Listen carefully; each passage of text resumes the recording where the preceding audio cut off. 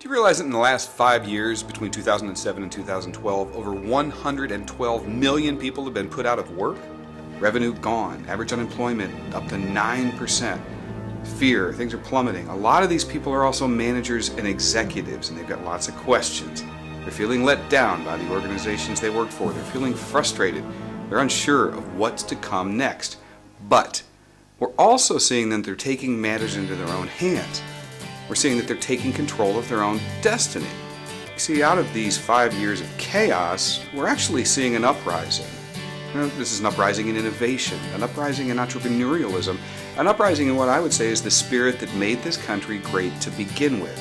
Because managers and executives, as they're starting their own practices, the biggest difficulty is that they're doing it all alone. You see, independent business consultant as a job is the single fastest growing occupation in the entire country according to the Department of Labor. No surprise. You've got a lot of great managers and executives who have a wealth of experience and all kinds of knowledge, and their companies have let them down. The organizations, the corporations they worked for are either no more or their relationships no more. So they decided, I'm going to start my own business. I can tell you, however, with over 15 years of experience as an independent business consultant myself, working as an independent business consultant is not like working for an organization. Even a small one, it's not the same because you're a solopreneur. Biggest picture really is there's a whole heck of a lot no one ever told me about how to actually make money as an independent consultant. For example, there's no real blueprint that you can get when you're an entrepreneur, when you're a solopreneur, as I like to think of it. The biggest, however, the single biggest problem is selling. 98% of those we poll tell us that the traditional sales efforts that they've tried are ineffective because this is a very unique sales role. As an independent consultant, you are both the seller and that which is being sold, which is very different from almost every other sales role.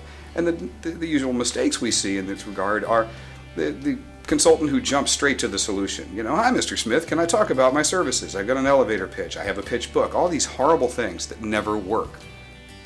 They think they're getting a little better when they stop to at least talk about the problem. But then they jump right to the solution and they forget to mind the gap in the middle. There's this huge chasm between the problem, the guy said, our sales are down, and the solution. Well, let me tell you about my sales training. That doesn't work either. The most profitable consultants are those that approach it from more of a physician standpoint. They say, what's the problem? But now let's talk about diagnosing. They fill that gap with a diagnosis or a cause. And only then can they start proposing what solutions are. Yay, that's when they get the business.